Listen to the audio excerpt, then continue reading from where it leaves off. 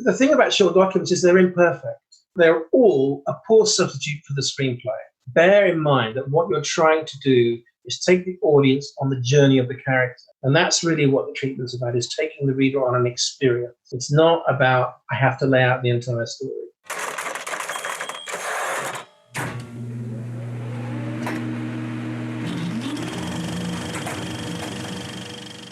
Hi, I'm Stu Willis. And I'm Chas Fisher. Welcome to Draft Zero, a podcast where, well, as we've been doing in this series, not looking at what great screenplays work, but looking at the documents that you use to help you develop a screenplay and make it great.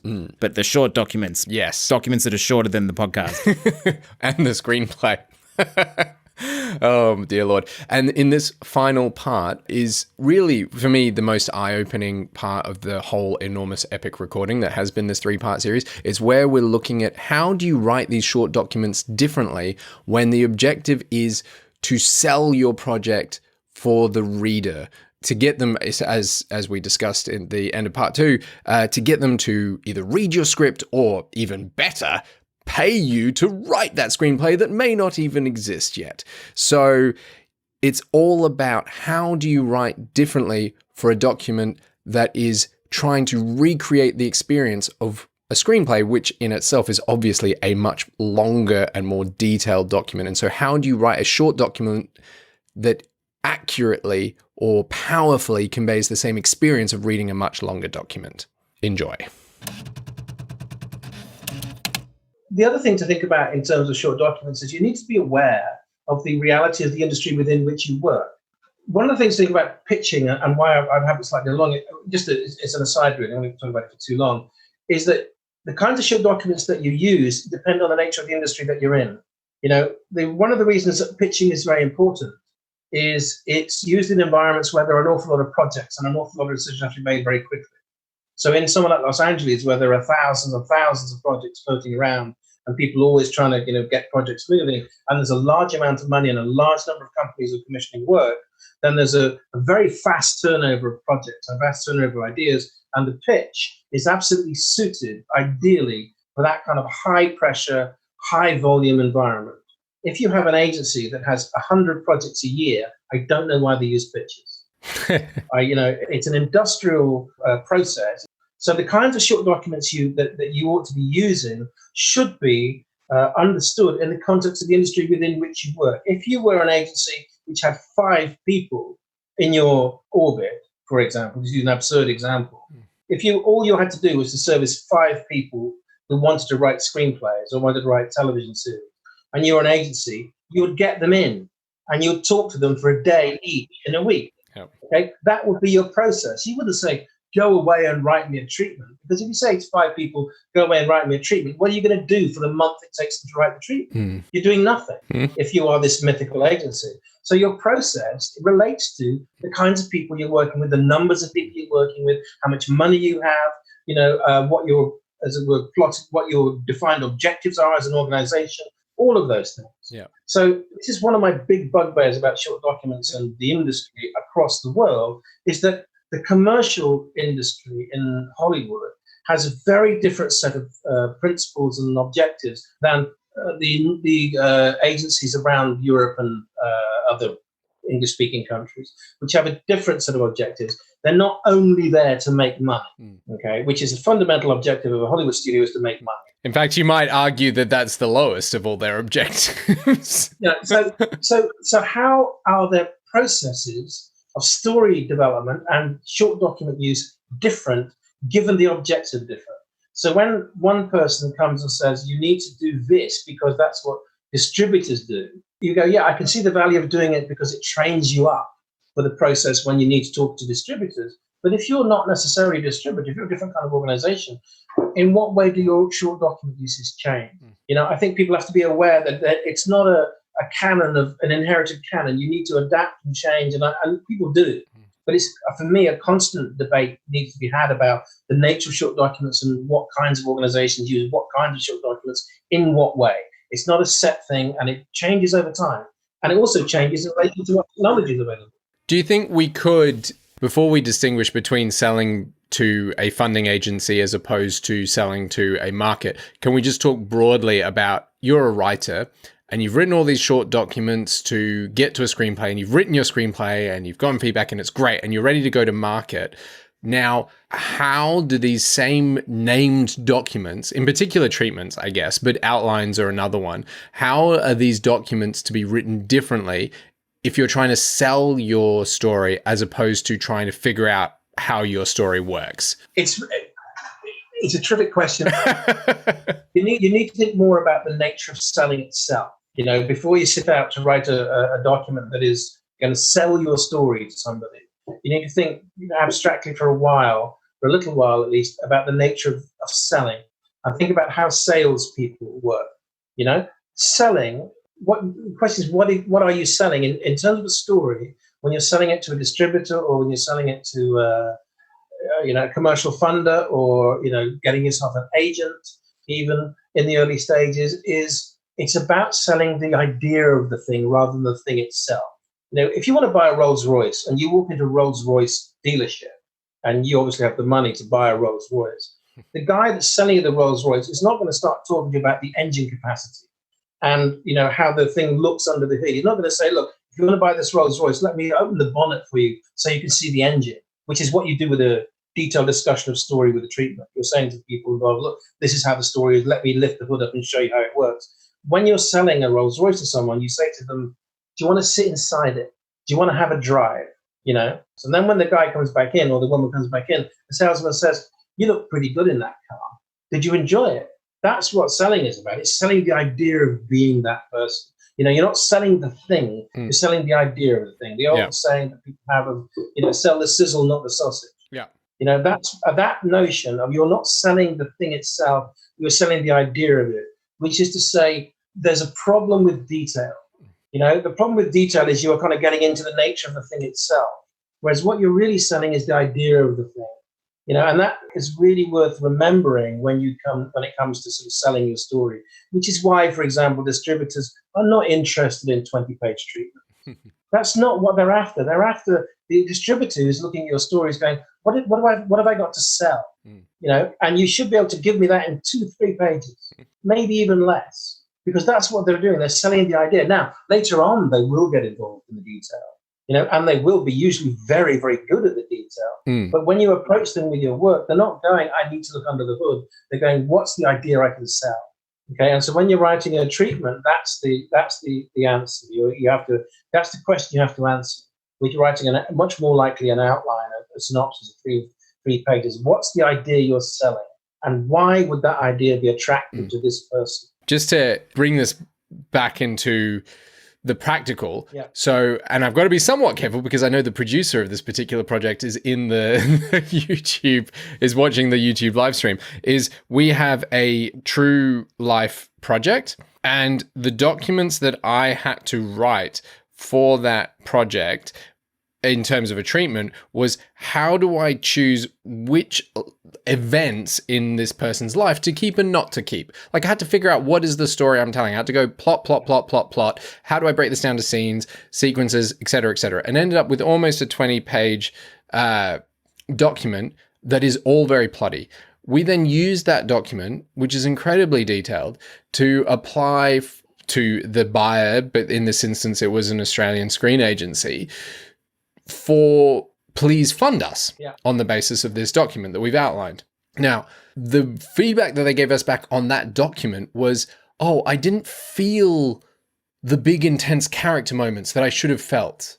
And I got like, but that's what the screenplay is for. We're asking you to pay us money to take us from this treatment to the screenplay so you can feel those things, rather than expect to feel them from a treatment, which goes back to our earlier point about it being a literary document. And then you have to what if you read behind a comment like that, this is where it gets technical, where we say, okay, we can hopefully be practically useful rather than talking in more general terms. Yes. When someone says, for example, I didn't feel the kind of big character moments, one of the things they're saying in that comment is, I was drawn into the detail. And because I was having to follow the detail, because you said here's 20 pages and it goes, and in order to read that document, it's a close read. You have to follow it, and you have to concentrate hard. So what you're doing in the reading of a treatment like that is you're concentrating hard on following the close detail of the evolution of a character's life as it's described to you. That doesn't allow you much time to think in the abstract. It doesn't allow you much time to, if you sit back from a treatment like that and think about it for a minute, and then you go back in, you have to go back 3 pages to pick up the thread because the detail is such that you can't just come out and go back in. And that's one of the issues with treatments is that what people say they want from a treatment is not what they want from treatment. Okay, people say what they want from a treatment is a really good detailed breakdown of the story. Okay, so they understand what it is you're writing. Well, that's not true. What they want is a really interesting emotional experience of reading. What they want is to put the treatment down and feel moved. Okay, they don't really care about the detail. They say they do because that's what they're told the treatment is. What they want is an experience. What they want is an experience that is much more like reading a short story than it is reading a film treatment. Okay, a short story is an incredibly complex, crafted, beautifully written story which has as an objective in the writing of it to make the reader feel. Okay, that's what the objective of a short story writer is. A treatment is told to you as a document that is a technical story document that allows the reader to understand what the story is. That's what they tell you. What they want is the literary experience. When you're writing a treatment for the outside world, your main objective should be not how do I accurately describe the story I'm writing in the screenplay in a compressed form. Your main question should be how do I make the reader feel something? Exactly. Okay, that's what you're writing. And what I mean, Stu and I have discussed this in previous episodes, is when you write such a detailed treatment, what the readers then start to think about is what's not in the treatment, rather than being invited in to go, what's the experience of this? And I feel that I'm not regretting having written that 20-page document. I needed that 20-page document to figure out how to write the screenplay. But in terms of a selling document, it was a terrible document. And that I feel like I should have submitted something that was 4 pages all about feeling and theme and big moments. Absolutely. What you're after is having the reader read your document and feel, as they're reading the story of this life, what must it have been like to be that person at that moment? Yeah. Not what's going to happen next, what are the ideas, what's the, you want them to be emotionally identifying with that character. Yeah. Oh my God. That's what they're feeling. Oh my God, oh my God, look, that's amazing. What must it have been like to be there at that moment when they realized that and that everything had changed, and they're emotionally engaged with the character. And then you move from the technical process of writing your outline documents and your scene by scene documents, your breakdown documents are all about breaking the story into a comprehensible set of scenes that relate to each other, that kind of all tie together, that will allow you to write a screenplay. And then you come to your treatment for the selling treatment. And what you then have to do is kind of put that to one side and go, okay, what's the essential story the audience will feel their way through?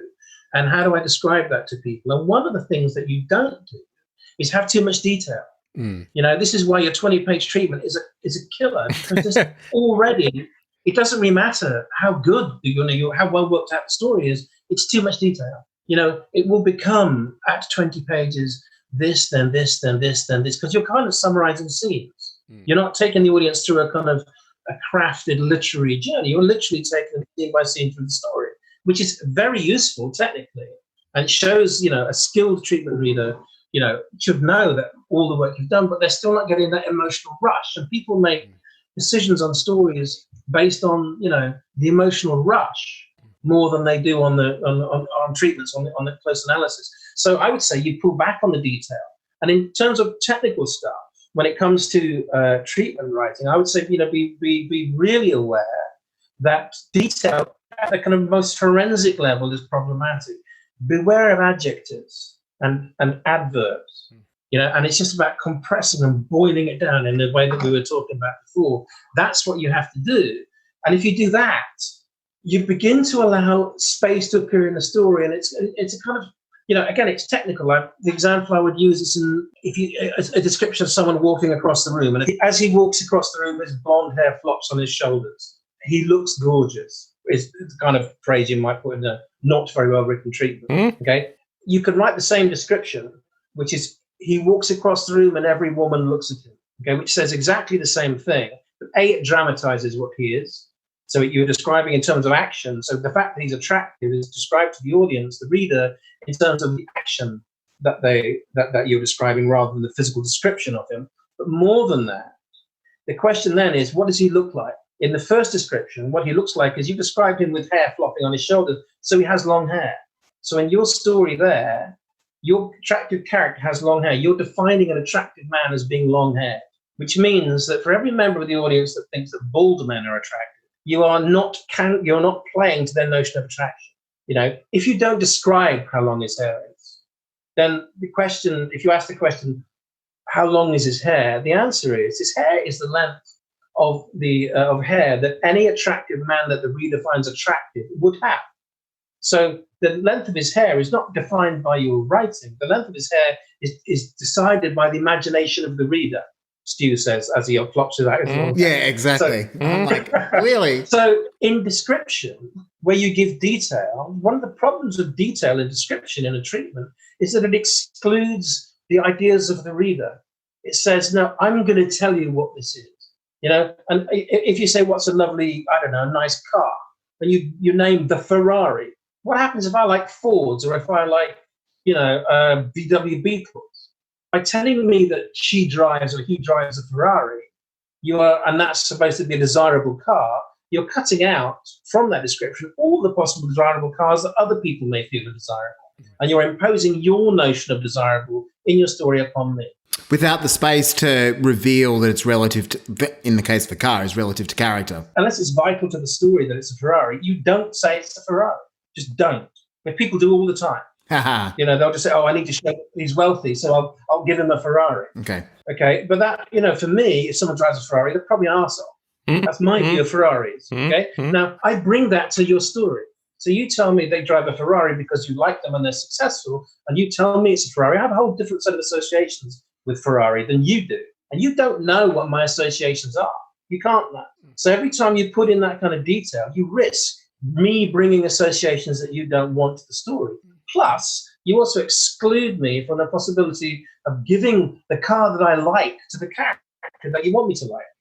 If you think about a treatment that doesn't have that sense of detailed care and stripping away of the unnecessary things in the treatment, then what you're doing is you're giving the audience a story that they will understand in a way that you're not entirely in control of. And secondly, you're depriving them of the opportunity to imagine the story, because you can easily think of a paragraph where you put in 10 different details that aren't necessary. Each of those details that you put in as the writer to your paragraph exclude me from imagining what those details are.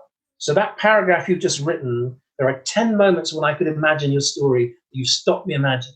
Now extend that over 16 pages or 12 pages or 8 pages. There are 130 moments that I could imagine your story that you have stopped me imagining. Okay? It's harder for me to turn down a story that I have helped to imagine than it is for me to turn down a story that you've told me to imagine. Yeah. Because I may not agree with your imagination. So in treatment writing, this lack of detail, this creation of what I would call vacuums of description, where you simply leave it out to allow the audience to say, okay, well, if he's walked across the room and every woman in the room has looked at him, then he must look like this, because that's how I imagine an attractive man looks. Okay, astonishingly like me, for some peculiar reason. But you know what I mean. So the reader is imagining that, and that means that they're pulled into the story. So when the reader says to you, "Where was the space for the character's big moments?" They're kind of asking a bigger question, which is, where is the space for me in the story? Yeah. You didn't let me come in. Or, I had to listen to you telling me the story rather than I had to participate. And any great storyteller, in a pub or when a great comedian or a great raconteur tells you a story, and there are kind of details they tell you, and there are details they don't tell you. And those details they don't tell you, you fill in yourself. So the process of being told the story is a process of being told and simultaneously you imagining that story and making it better through your own use of imagination. A post today on the Screenwriting Facebook group, it was one of the good posts on there, which was like, don't tell me something, prove it. Which in the case of if we are describing if Harry is meant in this scene where Harry is walking in, to use your example with the long blonde hair, that doesn't prove anything about the character. It's literally a description. The idea that everyone, that every woman and some men turn and look at him, or he's just one of those people that's so charismatic, is proving who he is. And this idea that in the treatment that often sometimes we get in the mistake of describing intent, and what actually we should be doing is not describing intent or describing action. We should be describing effect, the relationship of cause and effect, but on a micro level. This character insults this person. It's a lot more driven by relationships, I think. The critical thing in all of that is, in order to be able to do that in the treatment, you must have worked out the story beforehand. This is the thing about, the treatment, particularly the selling treatment, is you can't write the story in the treatment. In order to have the ability to relax and say, okay, I need to make this stylish. I need to rewrite the treatment, with this way of thinking about a treatment in order for it to play for an audience, for a reading audience. You need to be absolutely confident in the underlying nature of the story. And if you're just writing treatments without your previous short documents, what you're doing in your writing of the treatment is actually trying to solve problems. You're trying to bring out problems in the writing of the treatment. If you use your writer's treatment as your selling treatment, you're trying to write the treatment as a writer's treatment in order to work out what doesn't work. And so, when you write it, and if you get to a lumpy part of the treatment where you're not quite sure, then you start to try and work things out. Then what you're doing is you're using it as a technical document. If you then present that technical document, even if it's polished and worked through, as a selling document, it has a different purpose. You really need to go back and say, I need to rewrite this document as a selling document rather than a working document. I mean, I have no regrets over the existence of that 20-page document. Yeah. What I wish we had submitted is, say, perhaps a 4-page document that focuses more on theme and character and structure rather than this happens, then this happens, then this happens, then this happens. Yeah. And they don't need to, look, part of my concern is that they then turn around and say, well, you've told us what you want us to feel, but you don't know how to do that. But then I have that 20-page document to turn around and say, well, this is how I'm going to do that. This is how I'm going to tell the story. But I guess the first impression that they got was more of a story document, a plot document, rather than an emotional or a selling document. Because, I guess at the end of the day, the biggest thing is how to make people feel things are the better selling documents. And to make people feel things is less about plot and more about theme and character as a broader generalization. Yeah, there's also a degree of luck in this too. The other thing about, you have to realize is that, you'll send these documents. Sometimes you'll send a document that's like this really good selling, open, allow the reader in document, and they'll come back exactly saying, so yeah, it sounds great, but how are you going to do it? And you can get turned down on the basis it sounded great, but there wasn't enough detail. And then you can do the reverse and send the detail without the selling. People come back and say, I didn't feel enough. The thing about short documents is they're imperfect. They're all a poor substitute for the screenplay. When it comes down to it, the screenplay is where you stand or fail. Yeah, they're all imperfect. That's the nature of the documents. They're all imperfect. You can't make, they're not the screenplay. All of them, one way or another, are an approximation towards what will become the screenplay. And it did annoy me. Like the feedback that I was getting from my producer, who had gotten it in turn from the screen agency, was there were all these moments that they wanted to feel things. I'm like, that's what the screenplay is for. Please give us money so that we can go to the screenplay. And my assumption was that they could read this technical document and from that extrapolate whether this was worth investing in. And I think that was my mistake. I think that is your mistake. Because I think it's good. So to all the listeners, including those live and listening to this podcast form, Stephen's given us these great slides that we'll turn into a handout and put on our Patreon, because he's just going into, the irony of us talking about excessive detail in a podcast that is known for excessive detail. My motto for Draft Zero was quantity has a quality of its very own, is kind of what we feel. That you've got this great little thing about treatment structuring, right? Because what I want to get to is, I think for me that and you may disagree with Stephen, but let's probably not get into the detail of it because it will just derail us for another half hour, is that treatments for the writer in a prose form are a specific working document that can take a form that suits the writer, right? Whether it's a scriptment form that I write or something that's more written prose form that Chas writes. But that is very different from a treatment that is a selling document broadly, as in selling for someone that's not the writer. That's just because they're selling to yourself, but they're selling to other people. This I like. This idea is what do readers want when they read a story treatment. They want to be involved, excited, and thrilled. The biggest problem treatments have is that they often read like a list of things that happen one after another. Make sure in your treatment, action derives from character. What happens in your story does so because the people in the story, being who they are, do that. That's what people like them do. Make sure the reader feels that. If you do that, your story won't read too plotty. To use your example of the hair, because that feels like something that you would do in a treatment, that it's very easy to go, he wanders into the cafe and this happens, but relating it back to how people react will pull us into the story. Is there anything else that you can kind of go, when we read our treatment, how do we self-diagnose? Because that is, I think the problem is we can write these short documents. It's analyzing them and knowing what to look for. That is the hard part. I can sit there and go, I can go to the gym and do a bunch of weights. And I can sit there and go, but I have no idea whether my form is good or not. And, you know, surprising as it might be to Chas, I do weight training. And it's like, I have no idea whether my form is good, right? And without having to talk to someone else. So, but when I train fencing and sword, I've got enough knowledge now, but not, you know, like I'm still going to send video to my teachers, but I've got enough now to kind of self-analyze. What are the things that we should be looking at, particularly in treatments? Because I think we've talked a little about loglines. Yeah. And so the main selling documents that I see are loglines, synopses, somewhere between 1 page and 4 pages, and then a fucking treatment before we get to the script. Yeah. So the treatments to me are the most daunting. So I just want to kind of like radar focus on that. The first thing is to think about whether or not the length of the treatment should be proportional to the way the story works, which is to say, if you think of, our 3 acts, the first act, second act, third act, broadly speaking, the proportion is, in general terms, the middle act of a story. The middle of a story is about 70% of the story, roughly speaking. And if we're looking at a 15-page treatment, then you would break that down. If you were doing it chronologically, kind of accurately, without making an alteration, then your beginning will be 4 pages, your middle will be 8 pages, and your ending will be 3 pages. That would be proportionate to what a story normally is. But then you need to think about a story overall. Okay, what happens when you write a story? Well, when you write a story, or you tell a story, you start off with mainly action, because that's what pulls an audience into the story. This is what's happening. We come into the story and this is what's going on.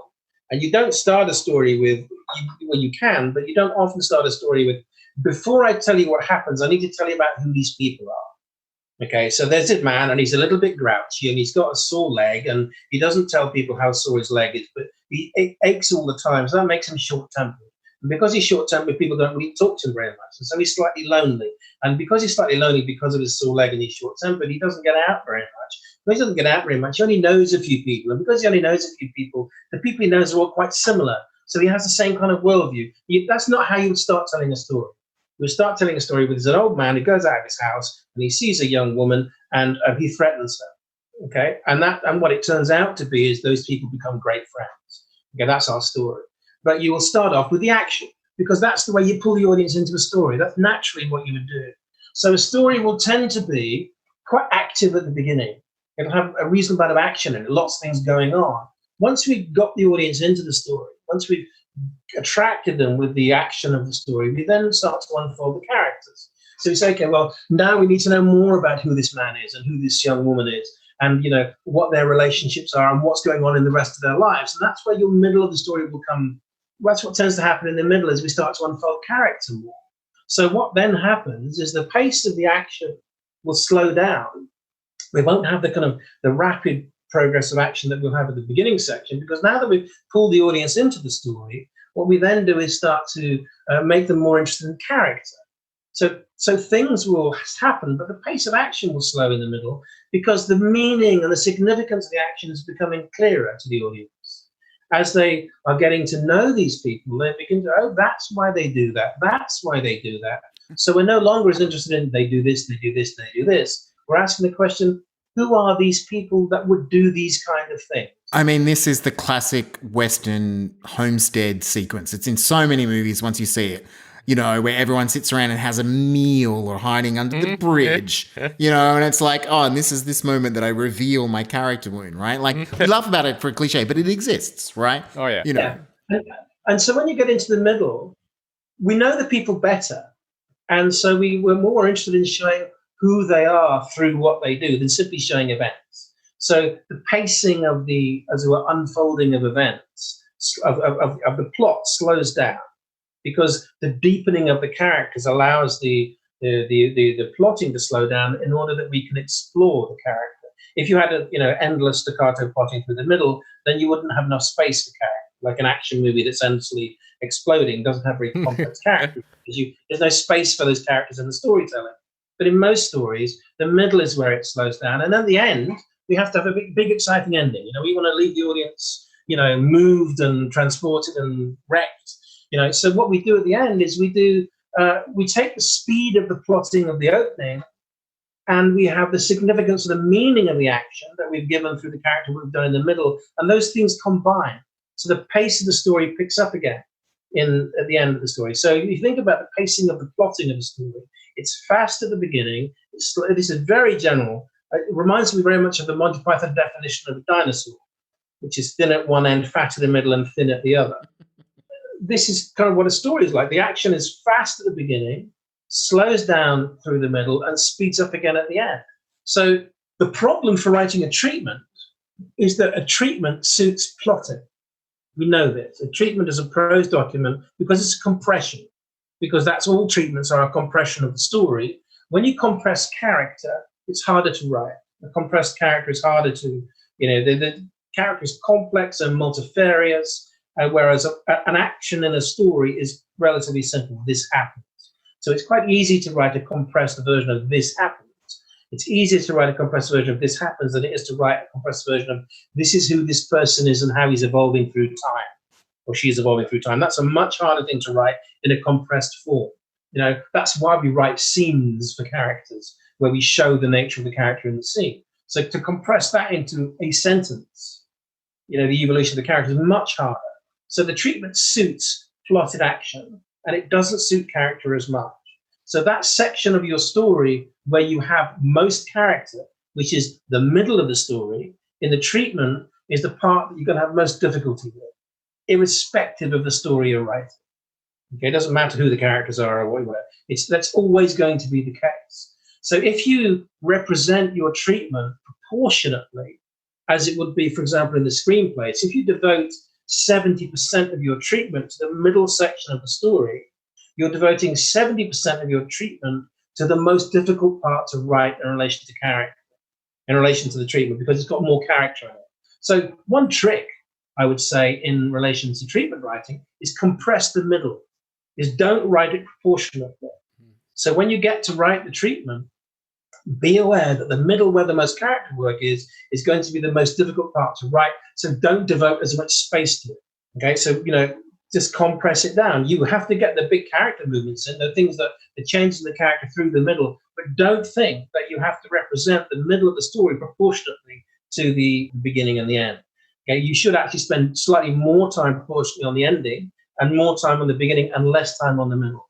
So you compress. So rather than going, if our proportionate treatment would be 4 pages for the opening, 8 pages for the middle, 3 pages for the end, I would say change that to something like 5 pages for the beginning, 6 pages for the middle, and 4 pages for the end. And I'm not saying that the ideal is 15 pages. The same would be true proportionally if it was 9 pages. But just compress the middle. Yeah. Okay. Be aware that the middle of the story, which is the more character development in the story, is going to be harder to get through in the treatment for the reader. So don't spend so much time on it. Spend more time on unfolding the action at the beginning in order to pull the reader into the story. this is what's happening, and spend a little bit more time on detailing what's happening. And then when you get to the end, you're describing this is how that character resolves. And so you're spending more time on the ending. That way, compressing the middle when you write a treatment makes the treatment easier to read. Yeah. I mean, not to reduce all of that amazing insight down to a soundbite, but I feel like if you're taking my 20-page very plotty document and just reducing it down to 4 pages, you will instinctively be focusing on theme, character, journey, all those things that are important to invite the reader to interact with the document more and find what it is that sells the document or the story, rather than focusing on how are we telling this story. Absolutely. Bearing that in mind, those things, even when you're writing a 10-page treatment or a 12-page treatment, bear in mind that what you're trying to do is take the audience on the journey of the character. You're not trying to summarize the story. And that's what, again, you're not trying to say, well, I have to take the audience through the story beat by beat. I'm not taking my step outline, which is a 25-page document, a summary of each scene in the story, and each important scene. I'm not taking that and reducing it to 12 pages or 10 pages. What I'm trying to do is take the audience on the journey that I want the film audience or the TV audience to go on with the character. I want those emotions that I want them to feel as they watch it. I want those emotions replicated in the reader. That's what I'm doing, which is why you need to do those short documents that are shorter first. Because those documents, the story synopsis and a quick, 4-page or 2-page or 1-page document is going to take the reader to the kind of essence of the story in a way that, the longer treatment does. It's why your premise, that motive that made you write the story in the first place, that feeling that you have, that you want to keep hold of and let the audience feel, it's important to know what that is as you're writing a treatment. You've done all your work on the breaking down of the story, like you said, your 20-page document. But once you've got that, you've done the work. Now you can then make it into an experience for the audience, for the reader. And that's really what the treatment's about, is taking the reader on an experience. It's not about, I have to lay out the entire story. And it's just bearing that in mind. You have to lay out some of the story, but you're not laying out everything. You're taking the audience on a ride. And that's the job of the treatment. Like in a way that's the key difference. Like it's a long time to get there, but the key difference between like a selling document and the development document is the selling document is about taking the reader on an emotional journey. And that can be to the writer as well, reminding them what emotionally connects them to it, but also that your purpose don't assume that just because you're sending this to people that work as distributors or as that they will look at a technical document in the same way, that they're going to want to have an emotional journey, right? Yeah. And that's kind of, that's kind of advertising, tap people in emotionally. So I think this is a good point now because it feels like we've led somewhere. So I'm going to thank our Patreons. All right. Thank you very much to our patrons who made this and much more Draft Zero possible. Thanks to Chris Walker, Jack Smith, Jesse Laurie, Crob Edmonds, Matteo Bernardini, Nick MacArthur, Sandra Willis, and Theus Bergstrom. Also, super thanks to you, Stephen, for all the prep that you've done, for getting up earlier than you would like to spend hours on the internet talking to people around the world. No problem. I'm just sorry that I've had to. I haven't had my hair cut for 2 weeks. My family were telling me, they said, "Oh, you're going to go on the internet and look at your hair. It's ridiculous. You look like a kind of 70s television personality." If you feel so compelled to argue with Chas and myself about anything on this episode or anything in general, you can find many ways to contact us at draft-zero.com. And there you will also find the show notes for this episode, as well as links to share the word and rate and review us on Apple Podcasts. And if you're feeling even more supportive, you can also find links to our Patreon page. And thanks for listening.